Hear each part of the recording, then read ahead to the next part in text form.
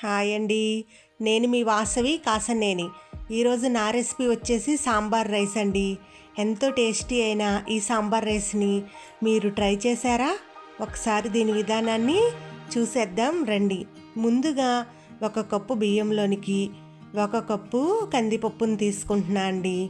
కందిపప్పు హాఫ్, పెసరపప్పు హాఫ్ అయినా తీసుకోవచ్చు. నేనైతే ఇక్కడ కందిపప్పును తీసుకుంటున్నాను.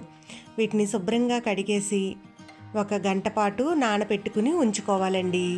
1 కప్పు రైస్లోనికి పప్పు కూడా, కందిపప్పు కూడా కలుపుకున్నాం కాబట్టి 3 కప్పులు వాటర్ వేసుకోవాలండి. ఇలా వేసుకుని వీటిని నానబెట్టి పక్కన పెట్టేసుకోవాలి. పిల్లల లంచ్ బాక్సుల్లోకి అయితే పర్ఫెక్ట్ రెసిపీ అండి. ఇప్పుడు వీటి కోసం నేను ఇంత మట్టుకు వెజిటేబుల్స్ తీసుకుంటున్నాను అనమాట. మీ చాయిస్, ఇంకా మీకు కావాల్సితే వేసుకోవచ్చు. వెజిటేబుల్స్ ఎన్ని ఎక్కువ వేసుకుంటే అంత టేస్టీగా ఉంటుంది. ఇప్పుడైతే బియ్యం నానిపోయాయండి. వీటిని ఎసరు పెట్టుకుని ఇందులో వేసుకుంటున్నాను.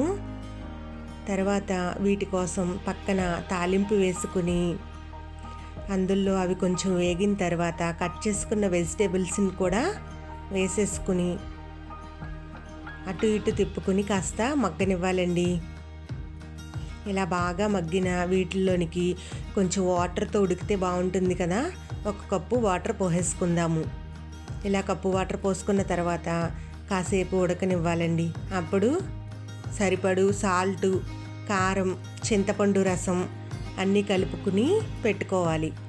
ఇక్కడ క్లిప్ మిస్ అయిందండి. నేను కొంచెం బెల్లం, ఇంగువ కూడా, సాంబార్ పొడి కూడా వేసుకున్నా అండి.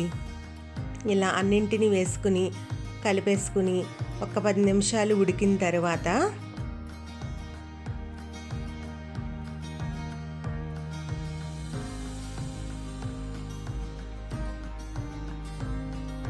మరలా కాగే వరకు ఉంచుకుని అప్పుడు వీటిని బాగా ఉడికిన రైస్లోని కలుపుకోవాలండి.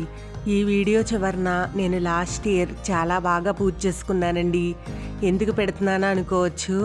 ఈ శుక్రవారం పూజ చేసుకున్నది పెడితే వీడియో కోసం చేసిందేమో అనుకుంటారు కదా. లేదండి, నేను ప్రతి ఏడు బాగా అలంకరించుకుని అమ్మవారిని పూజ చేసుకోవడం అలవాటు. అంతే అండి. ఎంతో టేస్టీ అండ్ ఈజీ అయిన సాంబార్ రైస్ రెడీ అండి. ఇది మనం ఎటన్నా జర్నీలో కూడా చేసుకుని పెట్టుకోవచ్చు అండి. చక్కగా చాలా కంఫర్ట్గా ఉంటుంది. ఇప్పుడు దీంట్లోనికి నేను జీడిపప్పును కూడా వేయించి వేసుకున్నా అండి. ఇప్పుడు పూజ వీడియో చూసేయండి. ఇది ఈవినింగ్ ఇలా దీపాలు పెట్టుకున్నానండి.